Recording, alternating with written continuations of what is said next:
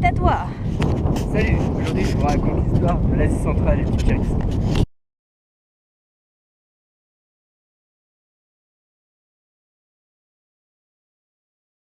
Alors, tout commence au moins 2000 avant Jésus-Christ, lorsque les Tochariens, un peuple indo-européen, s'installent dans l'est de l'Asie centrale, dans la région de l'actuelle Xinjiang en Chine. Ils s'installent et tout, ils se développent et tout. Et en moins 1500 avant Jésus-Christ, c'est les Scythes, donc un peuple iranien, qui arrivent et qui s'installent dans la région de l'Asie centrale. Les Scythes, c'est un peuple nomade de cavaliers très expérimentés, et leurs femmes aussi montent à cheval et font la guerre. Voilà, donc c'est la petite particularité des Scythes. Ce peuple se développe aussi dans toute l'Asie centrale. Puis en moins 536 avant Jésus-Christ, un peuple de Perses arrive en Asie centrale, qui font la guerre aux Scythes et qui prennent tout le sud de l'Asie centrale et qui forment l'empire achéménide, forcément. Mais en moins 330 avant Jésus-Christ, il y a les Grecs avec Alexandre le Grand qui envahissent tout l'empire achéménide. Et par contre, ils n'arrivent pas à envahir les Scythes qui eux sont de fiers guerriers hyper balèzes. Mais en moins 323 avant Jésus-Christ, Alexandre le Grand meurt. Et à ce moment-là, c'est Séleucos, un des grands généraux d'Alexandre le Grand, qui fonde sa propre dynastie et donc va créer un empire. Voilà. Et c'est à ce moment-là que les Grecs vont vivre au contact des Scythes. Et les femmes grecques, elles, sont plutôt à la maison, etc. Elles bougent pas trop. Et quand les Grecs voient les femmes Scythes qui, elles, montent à cheval, font la guerre et compagnie, ils vont totalement être effarés par une vision si impossible qu'ils vont créer un mythe. Ils vont créer le mythe des Amazones. Et donc voilà, les Amazones, ce sont en fait les femmes Scythes.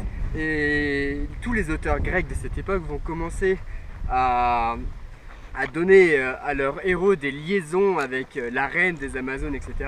Et donc Hercule va avoir des liaisons avec la reine des Amazones, jusqu'à Alexandre le Grand, qui il y a tout un mythe autour de ça, où la reine des Amazones, donc la femme la plus forte du monde, voulait se reproduire avec l'homme le plus fort du monde, qui était Alexandre le Grand, pour faire une progéniture totalement énorme, quoi.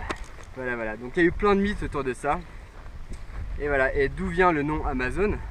En fait, elles s'appelaient les Amazones, et les Grecs ont compris que ça venait de Amasos, sans sein. C'est pour ça qu'ils ont créé le mythe de la femme qui se coupe un sein pour pouvoir mieux tirer à l'arc. Alors que certaines théories essayent de prouver que Amazone, en fait, en Scythe, ça voulait plutôt dire femme qui ne mange pas de pain, car vu que c'était des nomades, il n'y avait aucune agriculture, etc. Ce qui faisait qu'ils ne mangeaient pas de pain, mais que de la viande. Voilà pour la réhabilitation du mythe de l'Amazone dans l'histoire. Continuons. En moins 250 avant Jésus-Christ, le peuple qui habite en Asie centrale fait sécession et il crée l'empire gréco-bactrien.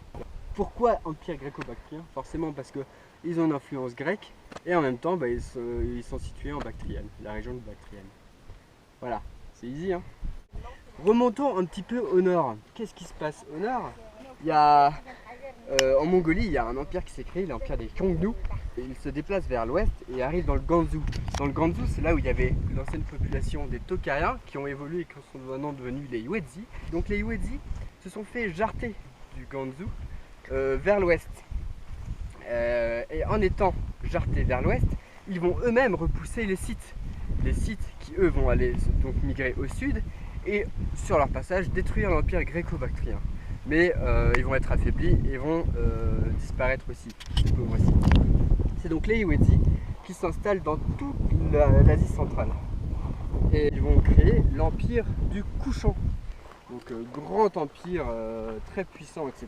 Qui a des influences à la fois grecques, donc ils gardent l'alphabet, la monnaie comme les Grecs, mais ils ont aussi une grande influence indienne, car c'est le bouddhisme qui va se répandre et devenir la religion officielle de cet empire du Kushan. Mais en 224 après Jésus-Christ, c'est les Iraniens qui arrivent encore et qui envahissent l'empire du Kushan et le disloquent. Ce sont les Sassanides. Voilà, remontons un petit peu au nord encore une fois. En étant jartés vers l'ouest, les Yuezhi ont laissé place au peuple des Coq turcs. Les Coq turcs qui veut dire le peuple fort. Et à côté, l'empire de Xiongnu s'est transformé en l'empire de Xianbei en moins 160 avant Jésus-Christ. Le peuple de l'empire de Xianbei est très connu, surtout aussi très bien en Occident, car c'est le peuple des Huns, les Huns blancs, qui sont connus pour leur férocité impitoyable en temps de guerre, des cavaliers nomades hors pair, mais ils ont aussi une culture très particulière que j'aimerais partager avec vous. Par exemple, ils pratiquent la polyandrie, ce qui veut dire que lorsqu'une femme marie un homme, elle marie aussi tous les frères cadets de l'homme. Comme ça évite de séparer tout l'héritage. C'est sympa. Et il y a aussi d'autres petites anecdotes sympas, genre quand un voleur se fait attraper, il se fait couper en deux.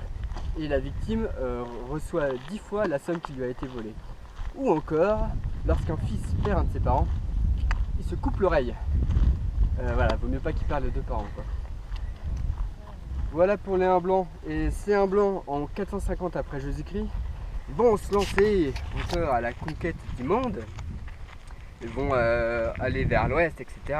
On connaît très bien leur leader, Attila le Hun, qui est connu par ce dicton: lorsqu'Attila passe, l'herbe ne repousse plus. Pourquoi? Tout simplement parce qu'ils allaient dans les villages, ils violaient toutes les femmes, ils pillaient tout, ils volaient toute la bouffe, etc. Puis après, ils brûlaient tout. Comme ça, les gens ne pouvaient pas refaire leur vie, etc.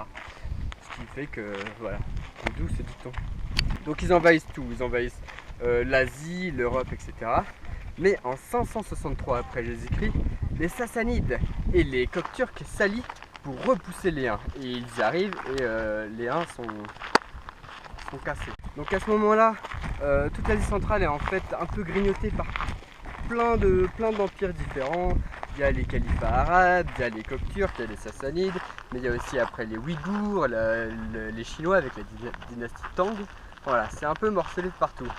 Ce qui nous amène à 1206, lorsque Gengis Khan, un grand empereur mongol, se lance lui aussi à la conquête du monde. Et là, il y va fort. Il conquit toute l'Asie centrale en 1209, donc en seulement 3 ans, puis l'Europe. Et une fois tout ça conquis, il va créer 4 khanats. Et l'Asie centrale sera le khanat de Taragaï, un truc comme ça.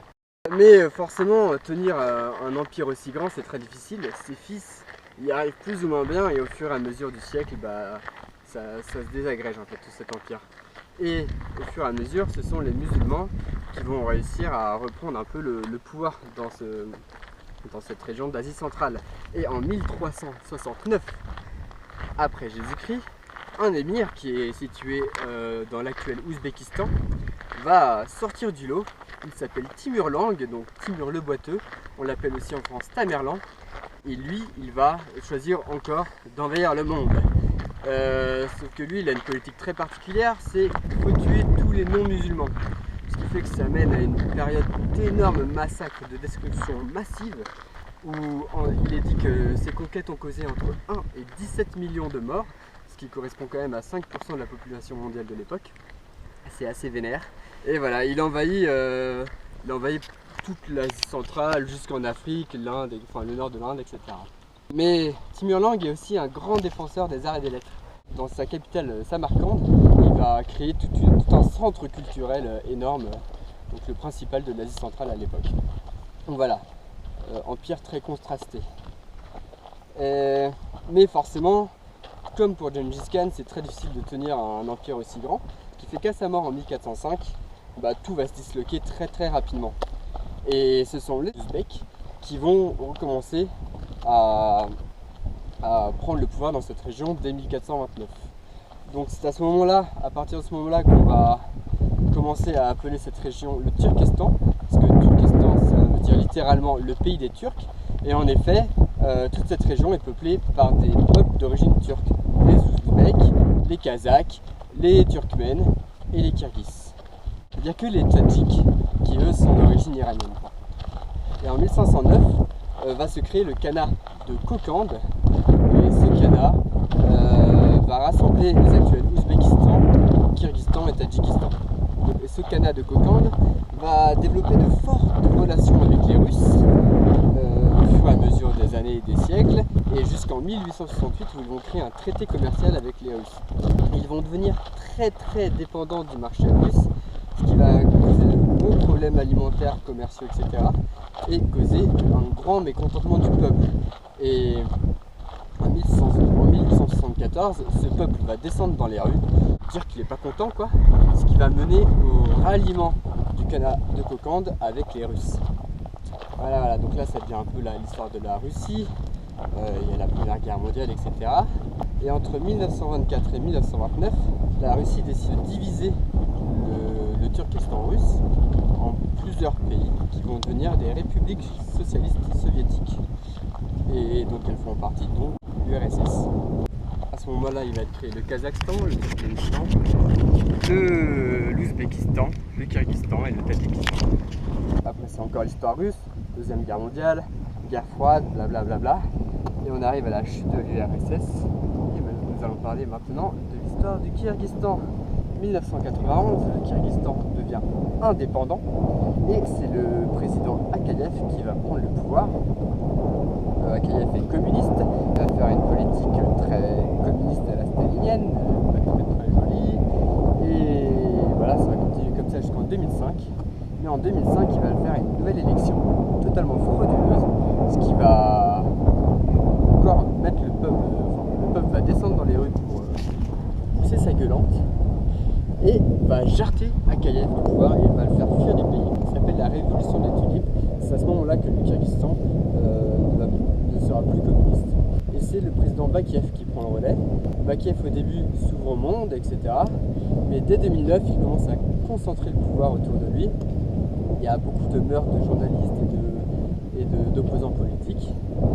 Et ce qui fait que le peuple va encore descendre dans les rues et jarter Bakiev du pays.